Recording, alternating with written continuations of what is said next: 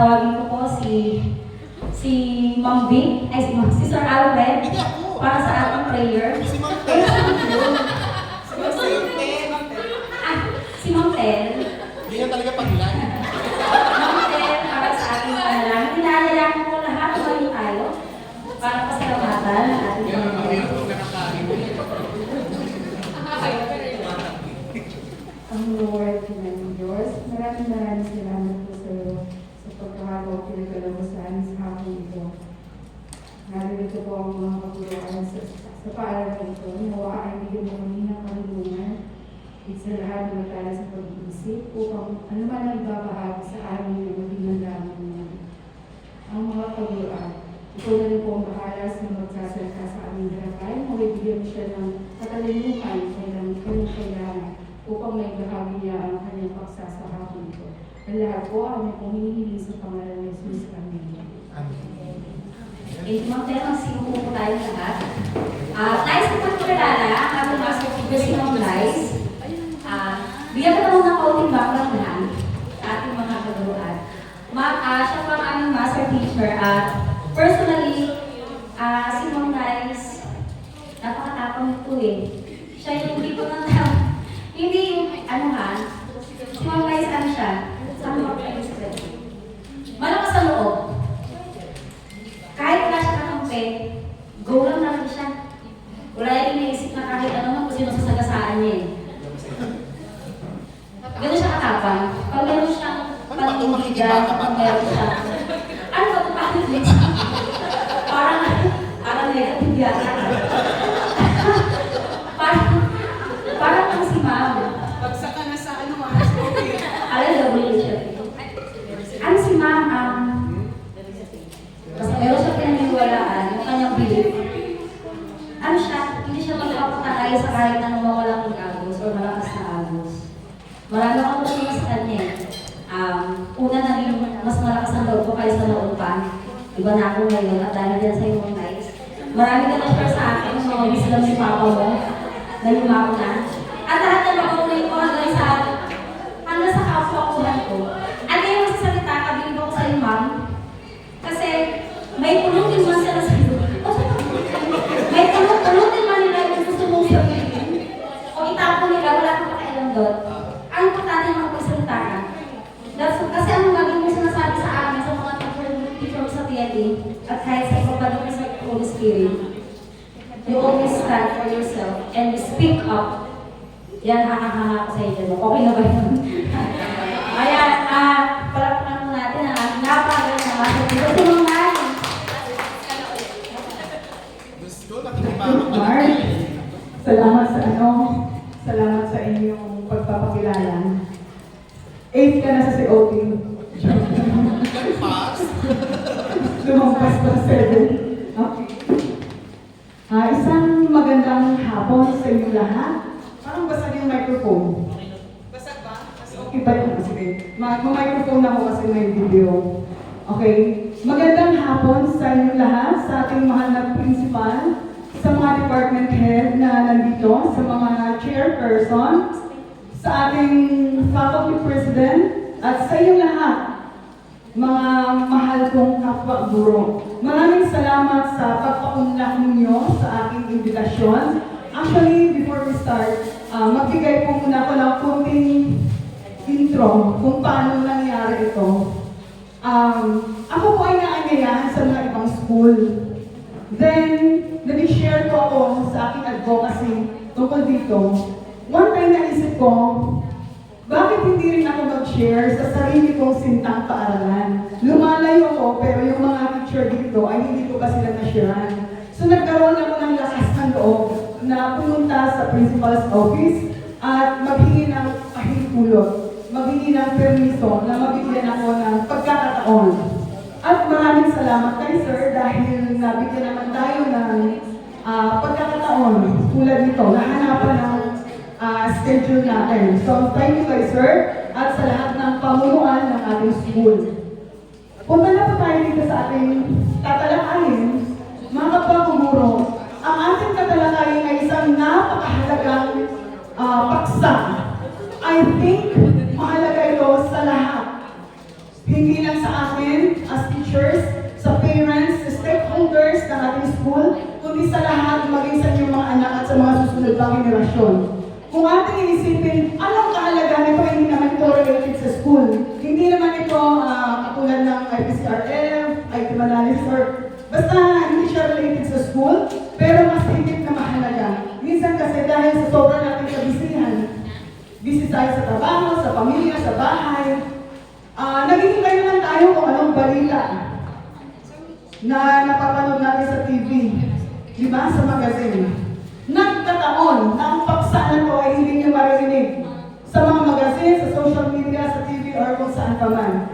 So, ngayon, nagkaroon pa ako ng pagkakataon na maibahagi itong Senate Bill 1869, an act creating the Philippine Center for Disease Prevention and Control. Ano ba ito? Ano bang pakialam natin dito? Ano bang saysay? Ano bang halaga kung malaman natin ito? Ito po ngayon yung dating ito po ngayon yung House Bill 6522 sa Congress. And then, noong December, pinaspasan nila ito, pinastrap po ito. At ito ngayon ay napasa doon sa Senado, naging Senate Bill 1869 na siya. Bakit nila naipasa ito ng ganun kabilis or ganun ka-aggressive na in 1 week ang isang panukala ay naipasa na agad mula sa House Bill, sa mga Congress, sa mga Congressista, napunta agad ito sa Senate Bill. Naging Senate Bill ulit agad ito. Ano ang kahalagahan nito na nais kong iparating sa atin? Ang mga susunod na to ay posible or 100% na mangyayari kapag naipasa ang Senate Bill na to. Siguro naman, hindi rin sa atin kaalaman yung mga lockdown, di ba?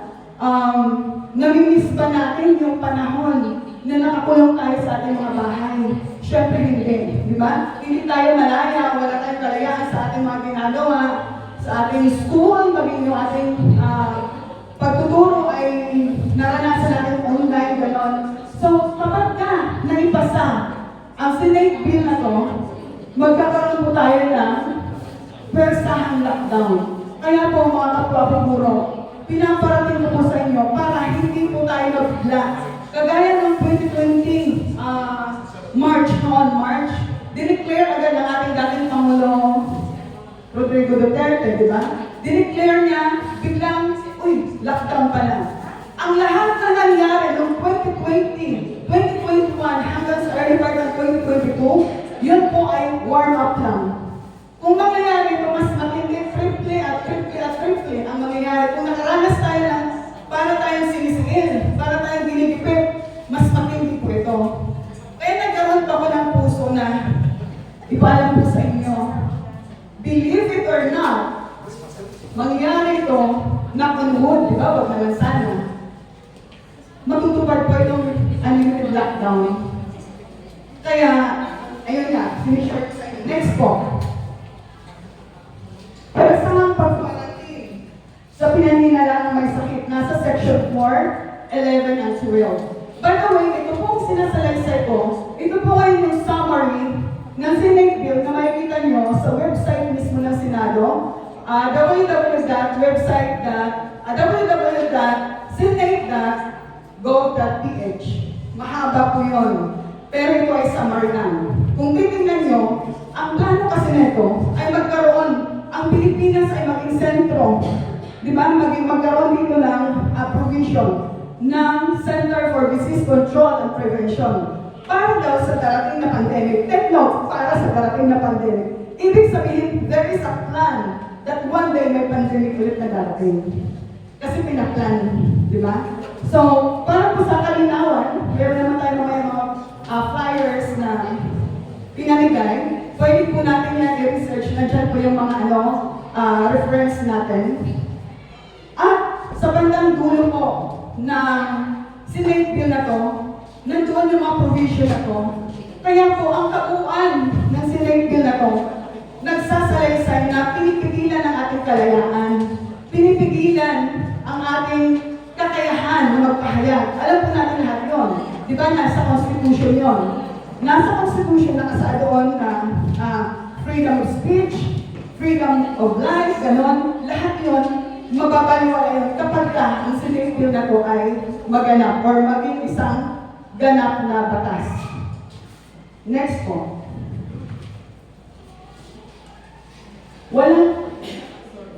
Walang malayang pagdedesisyon sa bakuna.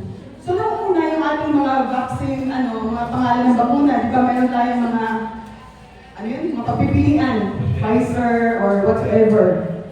Ngayon, pag dumating ito, wala na tayong pagpipilian kung anong klase ng bakuna ang ibigay. Kung anong klaseng bakuna ang i-offer din sa Pilipinas, tatanggapin na lang natin yon. At bawal lumagin. Kasi ba po, pag ang isang bagay ay naging batas na, subject na yan para sundin. Ito po, hindi pa siya ganap na batas. Kaya, may parang pa tayo para mapigilan ito. I pray and I hope na hindi naman sana ito mangyari. Pero, aggressive ang 12 na authors na senators na may pasa ito. Actually, nasa second reading na siya. Pero sana ay huwag mangyari.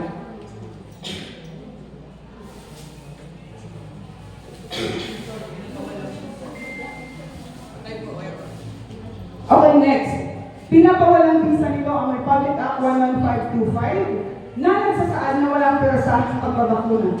Sino po sa inyo, sa totoo lang, sino po sa inyo ang familiar doon sa Republic Act 11525? Taas ang kamay.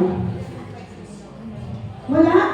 Ma'am Jen, alam mo yan, Republic Act 11525, anyone? Yes, ang Republic Act na to, ay pinirmahan ito ni President Duterte noong February 26, 2021. Ibig sabihin, may batas na hindi perasahan ng pagbabakuna.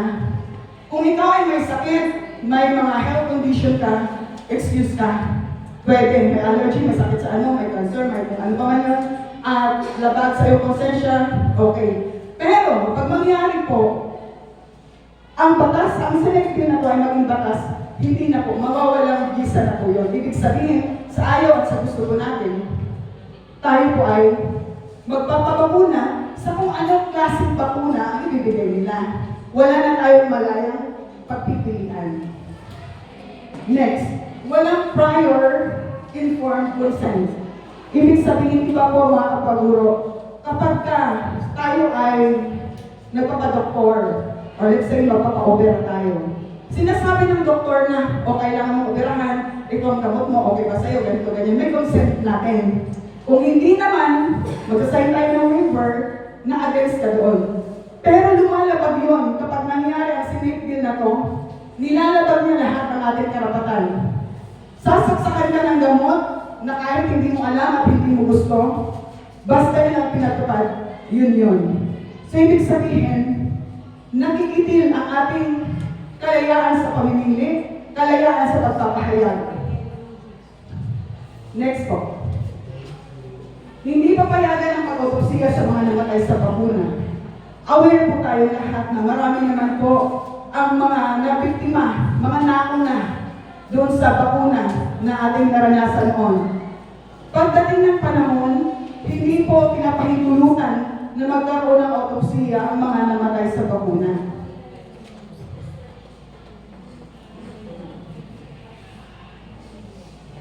Walang malayang pagdidesisyon sa bakuna. Na-explain ko na po kanina, nasa section 13. Ayan na.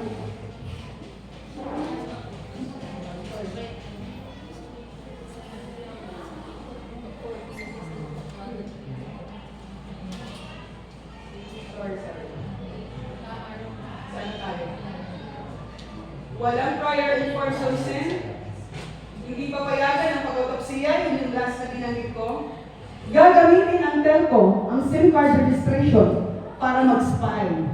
So, lingid sa ating kaalaman, bukas ng deadline ng registration ng SIM card. Sino ang nagpa-register na ng SIM card? Sino ang hindi pa?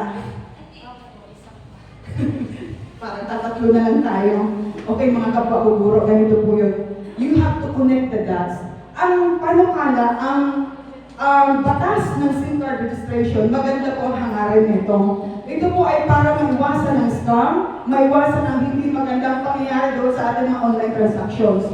Pero, nasa saad dito sa Senate bill na to, nagagamitin ang mga telco, ang mga SIM card na yan, para magkaroon tayo ng monitoring sa kanila. Dahil darating ang araw, pag fully executed na itong Senate bill na to, madali na tayong matrace, madali na tayong ma-monitor para tayo nasa China. Kung mangyari ito, wag naman sana, knock on wood, pag mangyari ito, ang future natin, look at China. Ganon ang mangyayari sa atin. I remember, last week lang, kachat ko ang isang friend ko na nasa China. Sila daw ay may monitoring color coding. I don't know kung sa cellphone niya o kung anong gadget yun. Pagka daw nag-red yun, ibig sabihin may sakit ka, bigla ka na lang pick upin ng otoridad sa inyong bahay. Parang ganun. So no choice na, akala ko na pwede ka magtago. Hindi pala. So ganun. Kapag ka nakapag-register tayo, nakapag-submit tayo ng ating detalye, ng ating mga informasyon sa ating mga telco, ayun nga po, yun po ang magiging ganap. Next po. Kaya tayo mahanap ng pulis o NBI at i-turn over sa DOH. So bakit kailangan turn over sa DOH? Di ba kanina, nabanggit natin, persahang pag-quarantine. Ibig sabihin, pinag-iinalaan ka pa lang may sakit. Let's say, may upo ka, sumisinghot-singhot ka, o kaya may diabetes ka, pwede ka lang i-force quarantine. Take note of the word force. Ibig sabihin, hindi yan pakiusap, hindi wala kang consent, that is force. Sa ayaw at sa gusto mo, ito-quarantine ka. So, gagamitin ang mga NBI, mga police, para i-execute ito. Nai-imagine niyo ba? Kung mangyayari ito, gaano ka tindi ang panggigipit, gaano ka mapaliin itong mga provisions na nandito sa Senate Bill 1869. Next, pag-surrender ng soberanya ng World Health Organization, nasa section 3, 4, 6, 7, and 28. Ibig sabihin nito, mga kapag-guro, maliban sa ating DOH, Department of Health, papakialaman tayo ng World Health Organization. Take note po, ang World Health Organization ay hindi po siya government. Di ba, that is a private institution, that is a private organization, pero sila ngayon yung makikialam sa lahat ng bansa. At kung anong klaseng bakuna ang supply nila sa Pilipinas, may expire, may hindi, or whatsoever, basta naging batas ito, obligado tayong lahat na tanggapin yun. Regardless kung ikamamatay mo, ikabubuhay mo, or magkakasakit ka. We will be controlled by the World Health Organization. Kasi ito nga ang purpose. Creating, di ba, CDC Act, Control, Disease, and Prevention dito sa Pilipinas. So yun po ang magiging ganap. Next one. Pagkamatay ng ating demokrasya at pagbagsak ng ating bansa. Can you imagine anong magiging itsura ng Pilipinas kung tayo ay nagigipit, kung tayo ay hindi na malayang nakakilos, hindi na tayo malayang gumawa ng ating mga dapat gawin? Na-imagine ba natin wala na tayong karapatan magpahayag, wala na tayong karapatang mamili, wala na tayong karapatang tumanggi. So, ano pa ang saysay natin? Ano pa ang saysay ng ating buhay kung ganun ang mangyayari sa ating bansa? Matutulad po tayo sa China, kaya nagkaroon ako ng matinding hangarin na iparating ko sa inyo. Alam ko hindi ako mahihirapan magpaliwanag sa inyo. Nasa inyo na lang ang pagproseso, accept or reject. Pero once nangyari po ito, ang Senate bill na ito ay na-approve ng ating Presidente at naging batas, maalala yung araw na ito na sinasabi ko sa inyo. You will remember this day. Sabi nga, parang nung panahon ni Noe, diba? Nung nagtayo siya ng ark, napakalaking ark sa tuktok ng bundok. Sino bang baliw na nagtayo ng ark sa tuktok ng bundok para doon gawin? Hindi siya pinaniwalaan. Ganon din po, may kalayaan naman po tayo mag-accept or mag-reject sa ating mga natatanggap. Pero ako ay tumutulong sa inyo, nakikiusap, nakakaya kasi dito ang aking kredibilidad eh.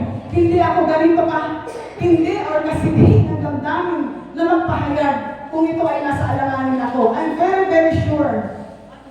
Ako ay nagmamalasakit na malaman natin ito. Ngayon siguro naman, walang may gusto dito. Walang may gusto na mangyari ito, di ba po? Gusto ba natin mangyari ito? Worst thing na posibleng mangyari, maging ang ating mga property, mga sasakyan nyo, mga lupa nyo, mga nabili nyong ari-arians, posibleng confiscate ng government at wala na tayong kalayaan. Worst pa doon, magkakaroon lang tayo ng kasyon sa ating mga kakayon. Pero malayo pa mangyari yun. Isa sa patas muna yun. Ito, bago yun. Kaya sana, huwag ito ma-approve. Kaya ang aking advocacy, ang aking campaign, ay maibasura ito. Tuluyan ng maibasura. Actually, mga kapatuguro, ang ating mga mahal na senador, naiipit lang din sila. Naiipit lang din sila dahil may mas mataas sa kanila na nagputos sa mga senador at presidente, may mas mataas pa sa kanila na mas makapangyarihan na siyang nagdidikta. Ito ay hindi mga Pilipino, ito ay mga banyaga. Pero ano ang lakas ng loob nila para magmalasakit sa ating bayan? Naiipit lang din ang ating mga government officials. Plus, syempre kapag may pera, nandoon na tayo, alam niyo na yan. Kaya ang aking hinikayat ko kayo, nasama niyo sa panalangin, patuloy tayong samahan niyo ako sa campaign. Kami po ay nag-vigil, overnight vigil po sa Senate ground, doon sa Senado, para po patuloy na mag-pray na huwag tumay sa batas. Masyadong malupit, masyadong mapalilim. Alam niyo po ba, dahil sa kagustuhan ng isang tao na makontrol ang population ng buong planeta, yung mga elite people, yung mga kabal, gusto nila makontrol ang populasyon. Kaya, ginagawa nilang mabawasan. Actually, si Bill Gates, ang problema niya, sobrang dami na ng populasyon sa planeta. Kaya na-invento niya ang vaccine para ito yung paraan para mabawasan ang mga tao sa bawat bansa. Siya ang nag-invento ng virus, siya din ang nag-invento ng bakuna. You have to connect the dots. Kung ano man ang inyong narinig ngayon, proseso nyo na lang. Kung may pagkakataon kayo, samahan niyo po ng mga content research.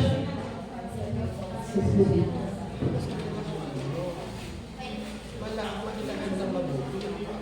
Allegation.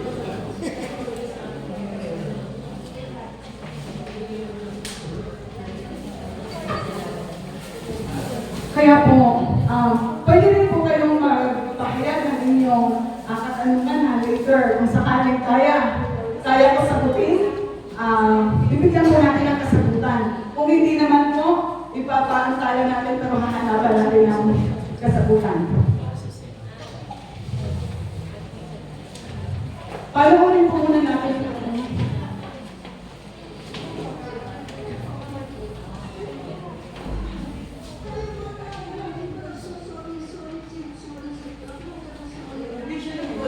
Paano siya i-volume, sir?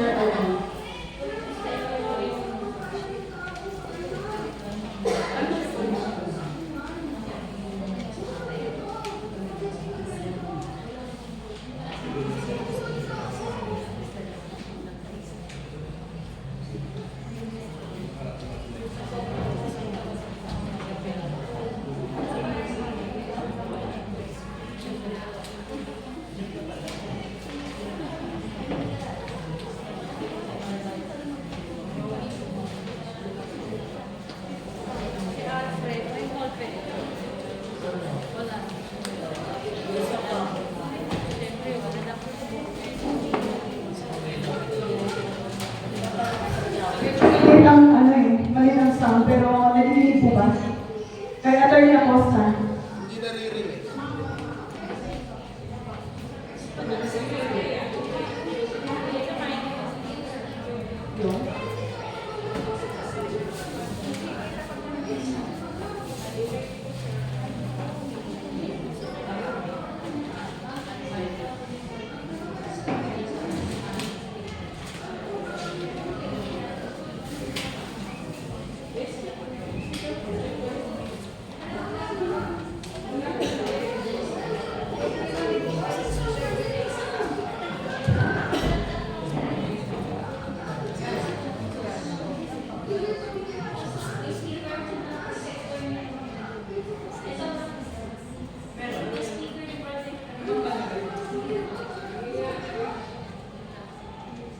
Bali, kung hindi po maliwanag, ipopost ko na lang po sa GC Declaration of our President kung pwede. Para makusan. Oh. No? Tulungan, hindi ka nakakapit. Ako po, hindi na tulungan, hindi ako nakakapit. Tama na! Sabi ko sa barangay ng tao ko! Sana huli ka na. Ikaw na lang. Eh, ganun na yung tao sa Davao. Pablo, yan, nabus sila. Ayun, nakita. Si Topi. Ano yan? Lupan! Yung anak ko pinapangunahan doon, sabi ng pwede, para hindi na magka-business. Para hindi na magka-polio. O di kompleto yung anak lahat. Hindi ka nagka-polio, hindi nagka-business. Hindi nagka-bacteria. Eh ngayon, papakuna ka para ma-COVID ka. Ganon. Lukuhan niya na. Hawks! Dami na patay! Alam niyo ba ako kayo dami ni Chris Protop dito? Anong sagot ko? Wala po kaming budget dyan. Nilipad namin sa NBI, nilipad namin sa DOJ, nilipad namin sa SOCO, KLG. Di ko alam, nalukot sila.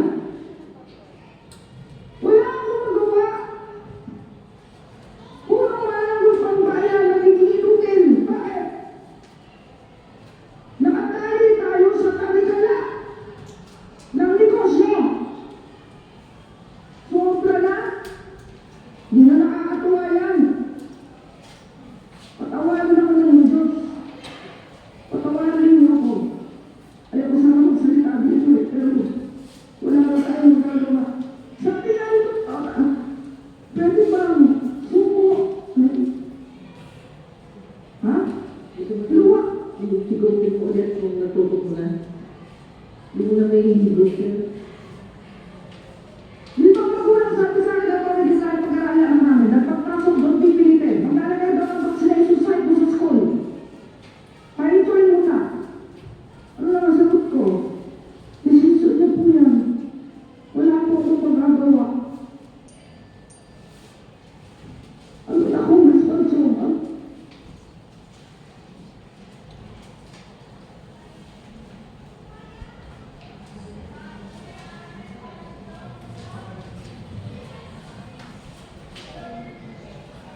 So, ayun po yung isang pahayag ng ating manananggol ng bayan, si Atty. Acosta.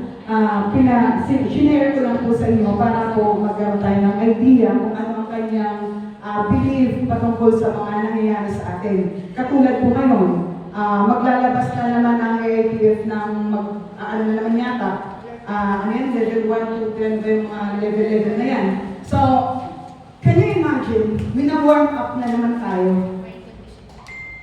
Ang paraan para matigil itong kalokohan na nangyayari sa atin. Mag-pray tayo. Sulatan natin ang ating mga mahal na senador, ang ating presidente. Nandiyan po yung ating petition letter. Tayo po ay makikiusap. I believe pen is mightier than sword. Hindi po tayo magrarally ng sakali na makikipagtugisan dyan physical. Pero sa pamagitan ng ating pakikiusap, syempre may mga puso din mga yan. May mga damdamin din yan. At naniniwala ako na pwede silang ipuin ng Panginoon. I believe ang Pilipinas ay magiging magandang bayan para sa atin. Huwag natin gustuhin na tayo ay maging alipin. Huwag natin gustuhin na tayo ay sinisingil. Alam mo yung ating posisyon ngayon, teacher tayo, baka mawala ito. Pag dumating ng time, ano ang silbi ng ating pagpapapromote, pagsisipag dito sa school, pagkaganito, ganyan, ganon. Hindi po ba nag-enjoy tayo dahil tayo ay malaya? Pero pag dumating ang panahon na ang Senate bill na to ay minalas-malas ang Pilipinas na naging batas ito, tapos tayo lahat. Kaya nakikiusap ako sa inyo, yung mga binigay ko sa inyo na petition letter, yung isa po dyan ay para sa mga senador. Ang gagawin po namin dyan, i-photocopy po namin yan. Tapos, i-shoot namin yung mga name, halimbawa, Senator Laurel Legarda, Senator Zubiri, Senator ganyan-ganyan. Tapos, isang folder sa bawat yun, dinadala po namin yun sa Senate. pinapareceive namin sa kanila. Makikita nila, ang dami-dami ng petition letter, mapupuno na ang Senado dahil yan ay boses ng bayan. Yan ay boses ng mga tao. Nakikiusap. So sila naman ay tagapaglingkod natin, di ba? Wala namang imposible na bigyan tayo ng ating kahilingan. May mga ibang grupo, sabi nila, wala na yan, imposible na yan. Mapipirmahan na yan ng Presidente. Yung sinigil na yan. Kasi malapit na eh. Second reading, mag-third reading na, nag-hearing na, nag-plenary session na. So naniniwala sila na maaaring matutupad na nga. Pero may ibang grupo naman na nagsasabing may paraan pa. Ako, sa paniniwala ko, naniniwala ko na may paraan pa kung magtutulong-tulong tayo. Sa milyon-milyon na populasyon ng Pilipinas, ilan lang ang kumikilos. Kung tayo lahat susulat, kung tayo lahat magpapahayag ng ating damdamin ng pagtutol, maaaring hindi ito maganap. Naniniwala ako, there is power in prayer. Kung iluluhod natin ito sa ating Panginoon, wala naman imposible, di ba? Gusto lang naman natin mamuhay ng mapayapa. Gusto lang naman natin mabuhay ng katulad ng una na wala pa yung pandemic na yan. Gusto lang naman natin nung pumapasok tayo, sumasahod tayo, nagpapapromote tayo, nagde-demo dito, nag-COT dito, nag-outing, ganon. Yung mga ayang Pilipino, yun lang naman ang ating hangarin. Pero pag natupad po ito, wala na, baka na hindi na tayo magkita-kita. I believe sa isip niyo, nagpuproseso ang inyong kaisipan ngayon. Pero kung mangyayari ito, maaalala niyo yung araw na tumayo ako sa inyong harapan. Actually, hindi ito related sa school, hindi ito wala itong pinalaman sa promotion, wala akong certificate dito, wala akong tinatanggap na kung ano, kung tutusin yung mga bond paper na yan, akin yan, lahat ng gastos dyan, akin yan. Malipas sa mga nag-donate at mga tumulong. Dahil ito ang nararamdaman ko, kaya ang pakiusap ko, yung isang perma niyo dyan, nagpapahayag ng pagtutol, at sama-sama tayo na makikiusap sa mga senador, sa ating presidente. Yung dalawang yung isa kasi sa president yun eh. Pag naipon natin yun, kasama ng mga ibang schools, ipapadala natin hand-carry doon sa Malacanang at yung isa naman sa Senado. Mararamdaman nila ang boses ng taong bayan. Kaya tayo ay makikiusap. Minsan, baka isipin niyo, bahala na sila. Total, may bakuna naman ako. Protektado na ako. Bahala na sila, marunong sila, sa Senado sila, sa Kongreso, bahala na sila. Yun na nga ang problema eh. Naiipit din sila eh. Kaya kailangan natin lumaban.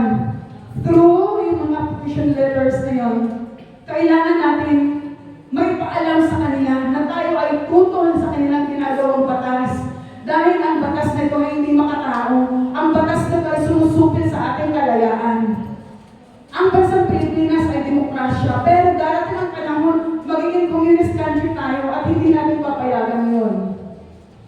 Sabi nga ng, if you remember, sabi yata ni Noyno yun, it's better to die a meaningful death than to live a meaningless life. Diba? So, kung noong unang panahon, ang digmaan ay bansa sa bansa, labanan ng kanyon ng matang de guerra. Ngayon, iba ang labanan dito. Mga datos lang natin, mga data lang ang kukunin sa ating personal. May transfer yan, ipasa sa ibang bansa, makukuha na nila ang mga impormasyon natin. Ganun ang klase ng ating labanan ngayon. Hindi na yung mga physical, hindi na yung mga tangke de guerra. Makuha lang nila ang impormasyon natin, ang detalye natin. Kaya na tayong pigilan or supilin ng mga namamayagpag na may makapangyarihan. Kaya, nagpapasalamat ako dahil nabigyan ako ng pagkakataon sa kabila ng ating kabisihan. Salamat din sa inyo. Alam kong napaka-busy natin. Dapat mag-check tayo or mag-collect or mga paperworks tayo. Pero pinaunlakan niyo po ang aking invitasyon. Maraming salamat po sa inyo. At kung kayo po ay may katanungan or gusto nyo linawin, may ilang minuto pa po tayo kung gusto nyo pong magtanong. At hinikayat ko po ang lahat na samahan niyo po ako sa ating pinaglalaban. Actually, pinaglalaban natin. Ang makikinabang nito kung sakaling may basura yan, ang makikinabang yan, hindi ako, hindi yung mga unvaccinated, tayong lahat, pati ang mga susunod na henerasyon. Kasi ang pinaglalaban natin dito, karapatan natin bilang Pilipino. Pinagtatanggol natin ang ating bayan. Hindi lang ito sa kapakanan ng ilan. Ilan ang Pilipinos, pero lahat ay makikinabang. Kaya maraming salamat po sa inyong pagtugon. At kung may mga katanungan din kayo, nandiyan yung mga reference kung saan nyo pwedeng mag-contact, saan nyo, or mag-research din po kayo para mag-verify nyo kung tama po or acceptable sa inyong kaisipan ang aking mga nagbahagi sa umaga na ito.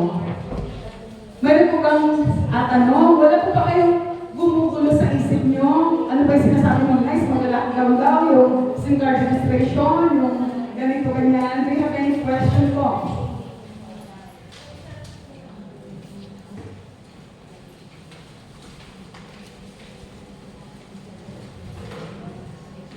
Ayan po, so sana po na-permahan po natin at kami po ay i-hand-carry po namin yan. Yung para sa senador po, 24 po sila, pang 25 sa CPCP, yung sa Archbishop, kasama po sila. Ang pinapadala po, hindi lang po tayo nagpadala, iba't ibang schools, iba't ibang organization, halos mapupuno na nga ang building ng Senado sa competition letter all over the Philippines. Like Cebu, Cagayan de Oro, Bacolod, and different cities, provinces. Sa lipa ay gumagawa ng petition letter. Ako lang po ay nag-initiate sa maliit na community, katulad natin. At kami po ay tuloy-tuloy ang aming pag-flyering sa mga palengke, sa mga matataong lugar. Namimigay po kami ng mga flyers, kagaya ng binigay sa inyo, para po ipaalam sa mga tao kung ano ang possible na mangyayari if magiging batas ito. Kaya sama-sama natin, maliban po dyan sa petition letter, sama-sama po natin tayong manalangin, isama naman natin gabi-gabi, talilangin natin, kahit anong relihiyon natin, magkaiba-iba man tayo ng paniniwala. Pero sa isang pagkikain natin, sa isang layunin na may basura ito, didingin ng Diyos, di ba nga, 2 or 3 are gathered in my name, sabi ng Lord, ay kaya niyang pakinggan. So ako, naniniwala pa naman ako na posibleng hindi ito mangyari. Huwag naman sana na dumating ang time, maaalala mo, ay, ito na ngayon, nababalitan na, ay, lockdown ng bukas, may quarantine, biglaan na naman yung lockdown. Kaya, ayun, maraming salamat po para sa mga charity party. Pwede po natin i-collect yung kanilang mga napirmahan para po mabayad po natin na hiwalayin lang po yung para sa President at para po sa mga senators. Maraming salamat po sa inyong pakikinig, sa inyong oras. Alam mo, napakahalaga ng time yan, ito pa lunch time. Pagpasensyahan niyo na po yung aming kunting nakayanan. Yan po ay donation po ng ating mga kaibigan. Tulong-tulong po yung mga tao. Hindi man sila makapagsalita sa harapan, pero sa pamamagitan ng donation of on paper, yung kanilang service, malit na halaga, nagpapahayag din po sila ng pagtulong. Kaya maraming salamat po and magandang tanghali, hapon na pala. Magandang hapon sa inyong lahat. Wala na po magtatanong. Thank you po sa inyo.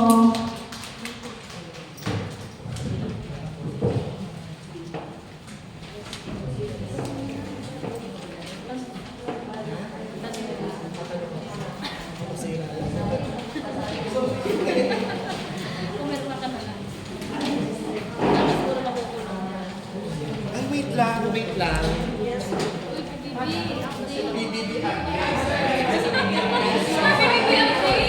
Pero, tawag dito, kung talagang dito naman yung iba't ibang at kompleto ba ang representative ng bawat department? Kasi, by the way, thank you, Ma'am Nice, for sharing us itong same bill in 16, very informative. So, better yet, i-research nyo rin, higit yung alamin, suritin, no, para lalo maging malawak kayo para mapatungkol sa agencies no?